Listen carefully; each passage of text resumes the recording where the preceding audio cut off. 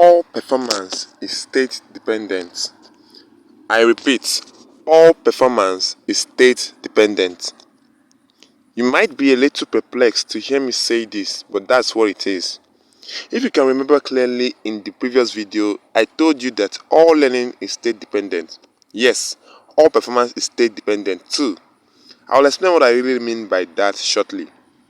Good listeners of life sciences and every other person who has been inspired by the wonderful mission of BioPurpose Mobile Institute and wants to be a part of this online class. My name is Prince Orazu. I'm the founder of BioPurpose Mobile Institute and Biology Made Simple online class. To know more about this online class, watch our first video where I explain our purpose and objectives. You can get the video by clicking the link in the description box of this video. Also watch other videos where I have discussed important strategies that you really need in order to be outstanding in this subject. Also hang in there to the end because as usual, I have a bonus tip for you. For today's video, I have invited a good friend of mine who is a proficient writer, an inspirational speaker, and an ardent scientist. His name is Emeka Kingsley. Emeka Kingsley, you are highly welcomed. Thank you so much, Prince, for giving me the opportunity to be part of this class. I hope to be a great plus to what we'll be discussing today. Exactly, you will. Please, to our new wonderful audience who haven't subscribed, please do so because we have a lot in store for you. Don't miss out on this special opportunity to gain a new perspective and a transformative attitude towards learning. Okay, I would like to paint two scenarios for you which you may have witnessed. Here's the first scenario. Two students of equal capabilities were preparing for an examination. One student has been studying for the exam since the beginning of the semester, while the other student started studying a week before the exam. The day of the exam arrived and the rules of the exams were changed without prior notice.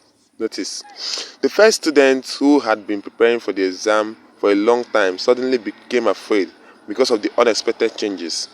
The second student, who had been preparing for the exam for just a week, decided within himself that being afraid wouldn't make things better, and so decided to keep calm and stay focused. They both went in for the exam, and the second student passed, while the first student did poorly. Here is the second scenario. It is the same as the first scenario, excluding the fact that in this second scenario, the student who had been preparing for the exam for a week suddenly became afraid because of the unexpected changes.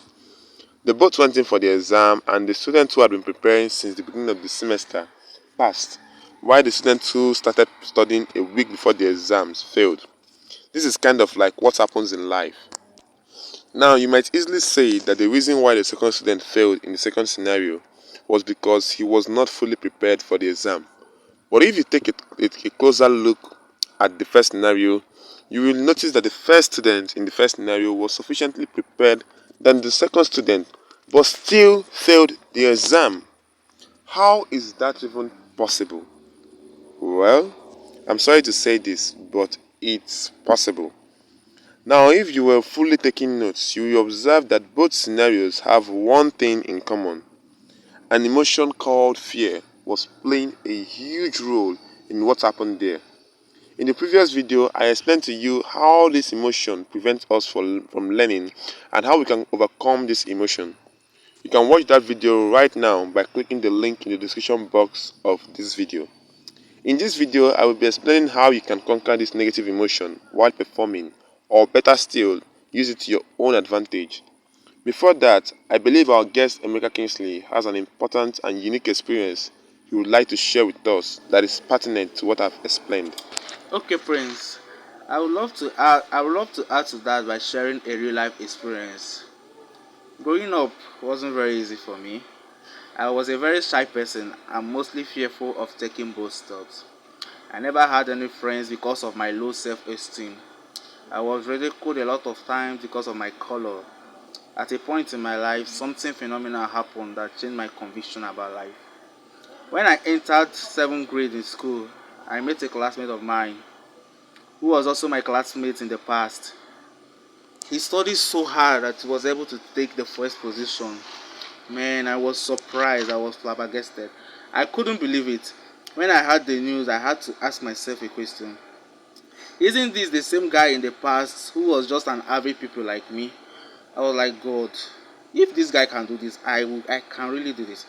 At that point, I resolved to take the first position next time because I thought if he can do it, then I too can do it. And I can assure you, friends, my life has never been the same since I made that turn in my life and changed my identity about who I am. I did it, and I'm here to tell you, you too can do it. Thank you so much, Emeka Kingsley, for that unique life experience you've shared with us. You have really handed a huge note here on fear. Thank God you were able to break through that negative pattern of fear and low self-esteem. Most people are still in that negative pattern of fear, which has led to a downward spiral because they have refused to break through it by taking a chance on themselves. At some point in life, we have to really try to step into new arenas and discover what life has in store for us. Now, how can we possibly conquer this negative emotion while performing, or better still, use it to our own advantage? The first way to conquer this fear is by changing your focus, which I partially explained in the previous video. The second way to conquer fear is to change the way you use your physiology, which is your body, which I will explain in the next video. So don't forget to subscribe immediately so as not to miss out. For the first one, focus. As my mentor Tony Robbins always says, wherever focus goes, energy flows. I believe focus plays a huge role in how our life works out. When most students are giving exams, they tend to focus more on the questions they don't know and are mostly afraid of first. This puts them in a state of fear which affects their performance in the questions they can answer correctly. I would like to add to that by saying that whatever you focus on tends to grow bigger. For the bonus tip, I'd like you to take note of this. Fear is like a double-edged sword. You can either destroy obstacles with it or let it be an obstacle that destroys you. Maybe the students who prepare sufficiently for their exams normally do so because they are afraid of failing.